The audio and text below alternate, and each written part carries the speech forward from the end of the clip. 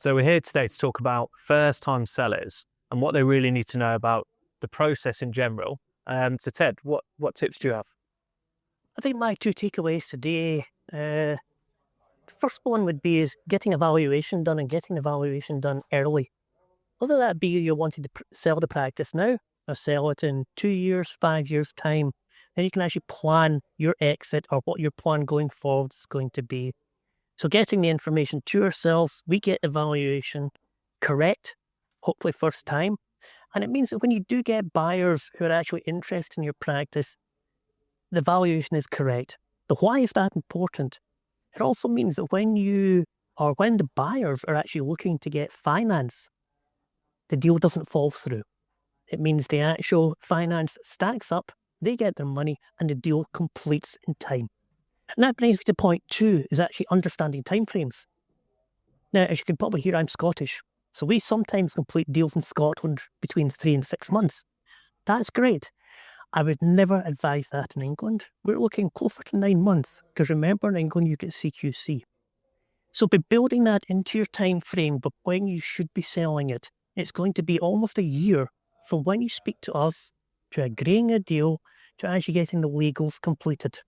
So it's vital that you build in these time frames. Yeah, I think going on the first point is getting a valuation early is always the key step.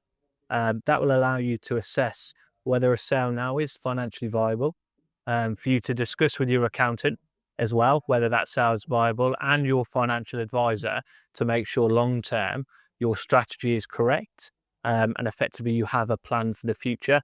It also means that if you uncover anything that may be disadvantageous to you is in terms of the sale process, i.e. your tax position, whether you're a sole trader, limited company, you can sort that out in enough time that when you are prepared and ready to go to sale, you have an accepted. Address it early. Address it early, which kind of brings me on to what really causes probably the biggest headache within any sale transaction, and that's the property element of the sale.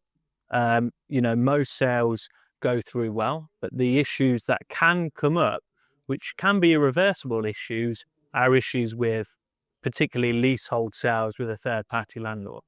Okay, so typically any purchaser will need a 15-year lease within the Landlords and Tenants Act on standard commercial terms.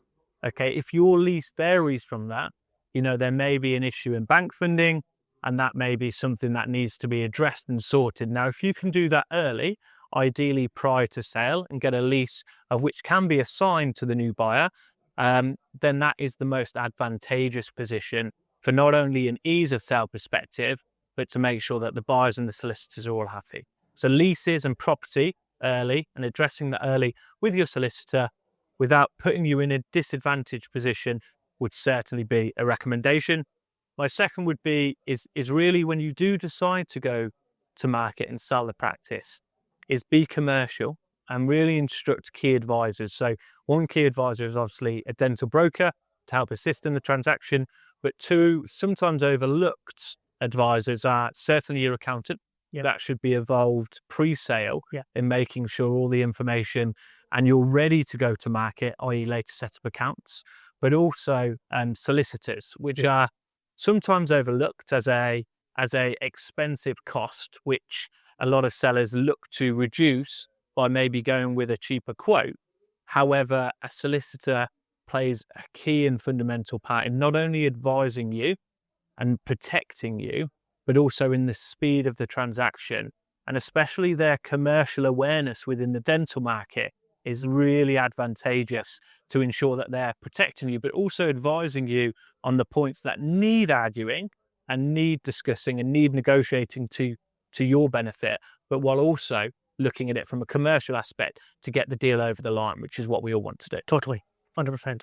So what we'd recommend is any sellers thinking about selling, and that encompasses anybody from selling short, medium, or thinking in the long term, to really reach out to us, and we'd be happy to provide a valuation and discuss these in person.